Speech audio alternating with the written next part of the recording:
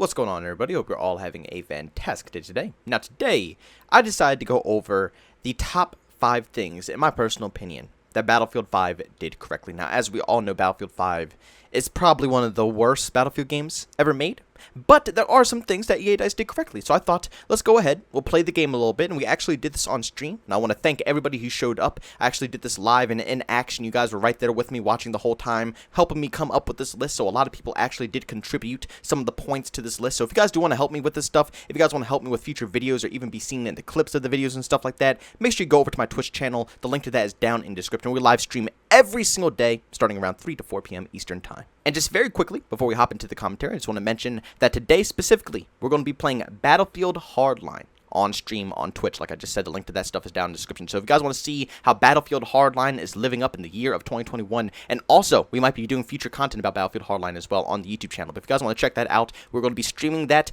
today. Now, the first amazing feature that I noticed while playing this game, also I noticed this way far back when they first mentioned it, and I love it to death, but that is the spotting system when it comes to Battlefield 5. Now, I feel like it's a little mixed when it comes to the Battlefield community. Some people hate it, some people want the old system like Battlefield 4 and Battlefield 1, and some people do enjoy the changes. For me personally, I'm one of those people who enjoy the changes. Basically, the only way that you could actually show up on the minimap is if you go ahead and start spraying your gun 24/7, or if there's a recon that shoots a flare in the sky, and then you're spotted that way. But if anybody tries to, Q spam you, or whatever the spot button is on console, if they just try to spam you, you're not going to pop up on the minimap for everybody to see, which causes a disturbance when it comes to playing infantry. I feel like a lot of Call of Duty players don't understand how people find you so easily, but the minimap is probably the most crucial thing when it comes to games like Battlefield 1 and Battlefield 4. Because all it takes is one spot, and that enemy is going to be on everybody's minimap, and they're going to know exactly where that person is. And for me personally, that was kind of annoying. But in Battlefield 5, you can't do that. So when someone spots you, the team can see in the general area of where you spotted, but it's not going to put a fat triangle like they have a harp in the sky from Call of Duty to show exactly where you are, where you're running, where you're going, with a 24/7 scan on you.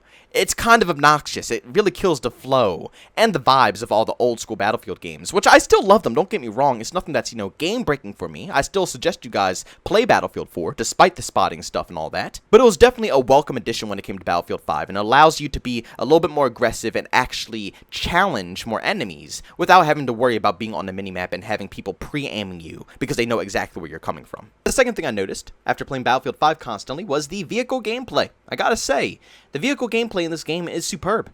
Surprisingly, even though I don't really care for the way they handle the ammunition and the actual health of the tanks, some people do enjoy it, and I do understand why they do enjoy it. It helps prevent tank spam, camping with tanks, just killing infantry across the map, because you have to constantly fall back, get ammunition and stuff, heal yourself up and all that. But when it comes down to the actual core gameplay of the tanks, how you can go about using them, the actual airplanes in the game, everything feels really fun, very unique, very enjoyable. And I gotta say, sometimes I found myself drifting off to the actual vehicle gameplay more than really playing infantry in Battlefield 5. And that's pretty rare because I'm an infantry main. I love playing infantry. That's why I enjoy doing it in every single game that I possibly play. But in Battlefield 5, the vehicle gameplay was so solid that honestly, I'm excited to see what they're doing, because in Battlefield 2042, you could already see just by the animations and the actual trailer itself, they're enhancing on the vehicle gameplay. They're only going to make it better, so I'm very excited to see what they have in store. Number 3 is actually a massive one, and that is the ability to be able to revive your squad mates. Now, this has never been a thing in any Battlefield game besides Battlefield 5. Battlefield 1, Battlefield 4, Battlefield 3, even going all the way back. You always have a medic. No matter what they're called, assault, medic, whatever their class name is, there's a specific player that carries around equipment that could revive and heal teammates. But in Battlefield 5, they took it an extra step. So basically, if you're in the same squad, which this also encourages you joining squads, because a lot of people don't like joining squads, they'll play solo, which kind of kills the whole Battlefield experience and makes it a lot harder for a team to cooperate and actually win against, 32 plus people on the other team. But if you're in a squad, anybody in that squad, regardless of what role they are, can pick you up. It just takes a little bit longer. So medics, they can pick you up in like a blink of an eye. But if it's a squad mate who, let's say, has an assault class, or let's say is a support player, they can pick you up still. It's going to take longer than the medic. But if there's no medics around and it's just you two, they could still do it. You see, in past games, if I'm running around with my engineer buddy or something like that, and I'm a medic, let's say I'm the medic and my friend's an engineer in Battlefield 4, and I get dropped, They're alone. They can't do anything about that. They're an engineer, so they're going to play solo. I'm going to have to kill myself, and I'm going to respawn on his body again. Compared to Battlefield 5, let's say I'm in a massive gunfight. There's like 5 people who are down. I'm the only medic in the situation. I die, but I do have a squad mate that's near me. But he's not a medic. But he can still pick me up if he finds the time, and then I can go about my business and revive everybody else. Again, I don't know how the Battlefield community feels about this feature, but to me personally, I consider this a massive upgrade compared to past titles, because like I just said, 1, it allows you to be revived in situations that in the past you usually couldn't. You would just accept the L. And 2, it makes people play together more.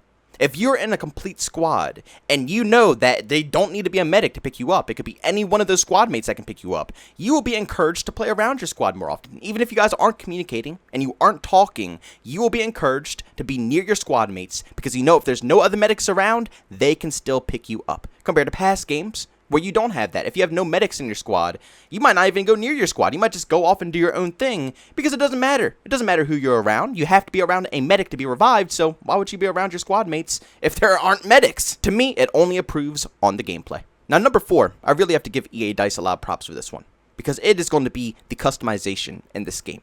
Not when it comes to putting attachments on your gun. That was absolutely disgusting. It was awful in Battlefield 5. I'm talking about the skins in this game. Battlefield never has to take a Call of Duty route where they have to stuff anime skins or reactive camo skins or put bunny suits on your characters. They don't have to do that. In Battlefield 5, there are such realistic, nitty and gritty skins in this game. But at the same time, they look so damn sexy to the point where, yes, I might actually crack open my wallet and get one of these skins. Now, the game is booty cheeks. I'm not going to spend any money on it. You know, obviously, I'm still going to use, the in-game currency that you get by just simply playing the game. There are some decent skins. Not insanely good looking, but there's some decent skins that you can get just by playing the game without spending money. So I'm thankful for that. But at the end of the day, the art team at EA DICE is phenomenal. And I cannot wait to see what they're going to introduce into Battlefield 2042. Because if the game does turn out good, and the free-to-play content model turns out good, and it's not a complete scam, I will put money into the game. I'll gladly do so, and especially with an amazing art team that they have, I might be dropping some stacks on some really dope looking skins. Especially, I mean, come on now, the tank skins in this game look so good. I mean, God, bro, that's, the customization in Battlefield 5 is phenomenal. And the last cool thing that I noticed while playing Battlefield 5 is the fortifications. Now, in Battlefield 5, you are allowed to build up defenses on specific flags. It's obviously set defenses that EA DICE have already put there, but you as the player have to take out your tools, and you have the option to build the defenses or just leave them alone. You don't have to build them at all, and you can just defend the flags just with your gun and your skill. But being able to have the option to heavily defend a flag over just casually defending a flag, depending on the location, where the enemies are at, it's all up to your disposal. And it also changes up the flow of each flag. You could easily be rushing up to C with your whole team trying to attack an objective. You could blow up all the fortifications they have with rockets and C4s and stuff like that, completely take it all down. And then when you actually take over the flag yourself, you are allowed to rebuild all of the fortifications all over again, and then use them to your disposal. It just adds an extra layer of interesting gameplay.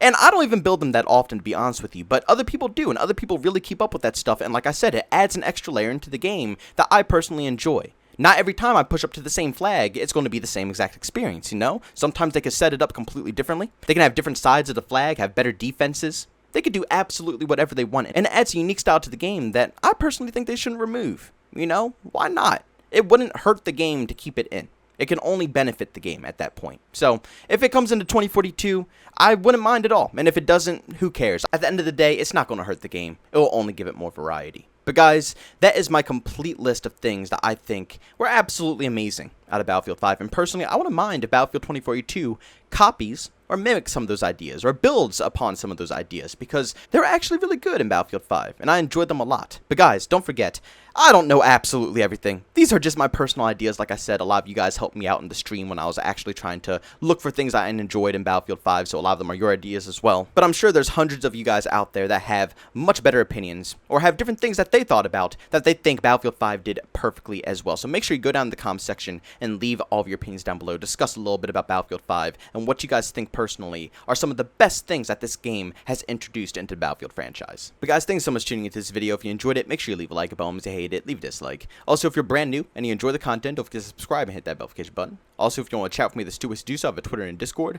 Both those links are down in the description. And last but not least, if you want to catch me live streams and video games, I do that over on Twitch. Link to that is in the description as well. But guys, thanks so much for tuning in. See you all next one. Peace out.